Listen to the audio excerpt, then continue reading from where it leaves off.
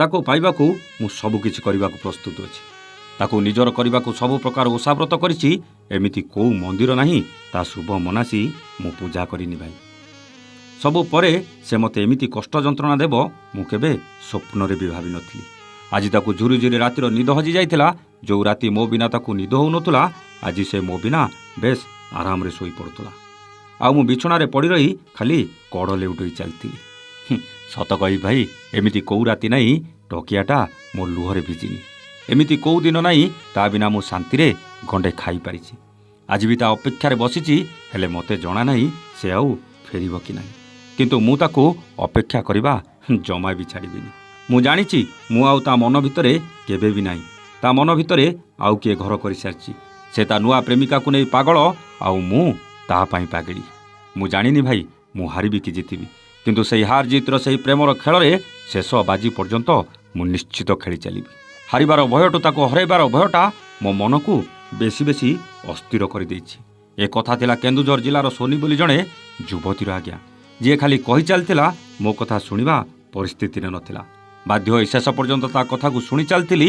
ଆଉ ଯେତେବେଳେ ତା କଥା ସରିଥିଲା, ଗୋଟେ ଦୀର୍ଘ ନିଶ୍ୱାସ ନେଇ ପଚାରିଲି, ସେ କିଏ ଥିଲା, ତା ସହ ସମ୍ପର୍କ କେମିତି ହେଲା?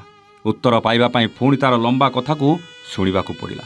ସେଦିନ ଇନ୍ଷ୍ଟାରେ ଆମେ ଉଭୟ ଉଭୟଙ୍କୁ ପ୍ରଥମେ ଦେଖିଥିଲୁ।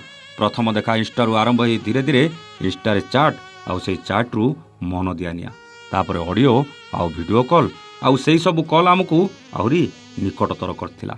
ୟା ଭିତରେ ଗୋଟେ ବର୍ଷ ବିତି ଯାଇଥିଲା, ହେଲେ କେବେ ସାମ୍ନାସାମ୍ନି ଦେଖା ହେଇନଥିଲା। ଆମ ଘର ପାଖରୁ ତାଙ୍କ ଘର ମାତ୍ର 60 କିଲୋମିଟର ହେଇଥିଲେ ବି କେବେ ଦେଖା ହେବାର ସୁଯୋଗ ମିଳିନଥିଲା। ୟାରି ଭିତରେ ତାଙ୍କର ପୋଲିସରେ ଚାକିରି ହେଇଯାଇଥିଲା। ତାପରେ ଧୀରେ ଧୀରେ ମୋତେ ସେ ଏଭଏଡ଼ କରିବା ଆରମ୍ଭ କରିଥିଲେ। ଯିଏ ରାତି ରାତି ଅନିଦ୍ରା ହୋଇ ମୋ ସହ କଥା ହେଉଥିଲା, ଯାହାକୁ ମୁଁ ଲାଇନରେ ନ ରହିଲେ ନିଦ ଆସୁନଥିଲା, ଆଜି ସେ ମୋ ବିନା ବେଶ ଭଲ ନିଘୋଡ଼ ନିଦାରେ ଶୋଇପାରୁଥିଲା। ତାଙ୍କ ବ୍ୟବହାରରେ ପରିବର୍ତ୍ତନ ମୋତେ କେମିତି କେମିତି ଗୋଟେ ଲାଗିବା ଆରମ୍ଭ କରିଥିଲା। ଜାଣିସାରିଥିଲି ସେ ମୋଠୁ ଦୂରେଇ ଯିବାକୁ ବାହାନା ଖୋଜୁଛନ୍ତି।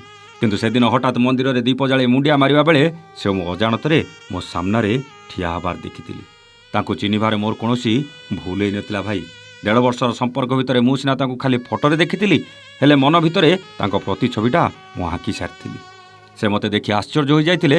ଆଉ ସେଇଦିନ ତାଙ୍କ ସହ ମୋର ପ୍ରଥମ ଆଉ ଶେଷ ଦେଖା ଥିଲା। ଯେଉଁ ପ୍ରଥମ ଦେଖା ପରେ ସେ ମୋତେ ସବୁଦିନ ପାଇଁ ସବୁଥିରୁ ବ୍ଲକ୍ କରିଦେଇଥିଲେ। ସେଇ ବ୍ଲକ୍ ମୋତେ ଏତେ ବଡ଼ ଝଟକା ଦେଇଥିଲା ଯେ ନିଜକୁ ନିଜେ ଭୁଲି ଯାଇଥିଲି ମୁଁ କିଏ ବୋଲି। ଖାଲି ଏତିକି ନିଜକୁ ନିଜେ ପଚାରି ଚାଲିଥିଲି, ମୋର ଭୁଲ କେଉଁଠି ରହିଲା। ଏଥିପାଇଁ କଷ୍ଟ ହେଉଥିଲା କି ଏଇଟା ମୋର ପ୍ରଥମ ପ୍ରେମ ଥିଲା। ପ୍ରେମ କ'ଣ ମୋତେ ଜମା ବି ଜଣା ନଥିଲା ଭାଇ। ଆଉ ସେ ହିଁ ମୋତେ ପ୍ରେମ କ'ଣ ଜଣାଇବା ପରେ ସେଇ ପ୍ରେମକୁ ନେଇ ମୋ ସହ ଛଳନା କରି, ମୋ ସହ ଟାଇମ୍ ପାସ୍ କରି ମୋତେ ଦୂରେଇ ଦେବା ମୋତେ ଭାରି ଯନ୍ତ୍ରଣା ଦେଉଥିଲା। ସେ ଏମିତି ମୋ ସହ କରିବେ ମୋ ସ୍ୱପ୍ନ ବାହାରେ ଥିଲା। ଆଜିକୁ 3 ବର୍ଷ ତଳୁ ମୋତେ ସବୁଥିରୁ ବ୍ଲକ୍ କଲା ପରେ ମୁଁ ତାଙ୍କ ସହ ଯୋଗାଯୋଗ କରିବାକୁ ଅନେକ ଚେଷ୍ଟା କରିଛି। ମୋର କେତେ ସାଙ୍ଗସାଥୀଙ୍କ ଫୋନ୍ରୁ ତାକୁ କଲ୍ କରିଛି, ହେଲେ ସେ କଲ୍ ଉଠାଇବା ପରେ ମୋ ଆବାଜ ଶୁଣି ଫୋନ୍ଟା କାଟି ଦେଉଛନ୍ତି। ଯାହାକୁ ଦିନେ ମୋ ଟୋନ୍ ଭାରି ମିଠା ମିଠା ଲାଗୁଥିଲା, ଆଜି ମୋ ଟୋନ୍ଟା କ'ଣ ଏତେ ଖରାପ ହେଇଯାଇଥିଲା? ତା ସାଙ୍ଗସାଥୀକୁ କଲ୍ କରି ତା ଖବର ନେବାକୁ ଅନେକ ଚେଷ୍ଟା କଲି, ହେଲେ ସେମାନେ ତାଙ୍କ ନିଜ ଫାଇଦା କଥା ଚିନ୍ତା କଲେ। ଶେଷରେ ଆଜି ହାରିଗଲା ଭଳିଆ ଲାଗୁଛି ପ୍ରତାପ ଭାଇ। ମୁଁ କହିଲି, ତମେ ହାରିନ, ତମେ ଜିତି ସାରିଛ। ଥରେ ଭାବ, ଇନ୍ଷ୍ଟାରେ ପ୍ରେମ କରି ସୋସିଆଲ ମିଡ଼ିଆରେ ଫଟୋ ଦେଖି ରାତି ରାତି କେବଳ ଫୋନ୍ରେ କଥା ହେଇ ଯଦି ସେ ତୁମକୁ ଧୋକା ଦେଲା ପରେ ତମେ ତାକୁ ଭୁଲି ପାରୁନ, ତେବେ ତା ସହ ଯଦି ସମ୍ପର୍କ ଆଗକୁ ବଢ଼ିଥାନ୍ତା, ଆଜି ତମ ଅବସ୍ଥା କ'ଣ ହେଇଥାନ୍ତା?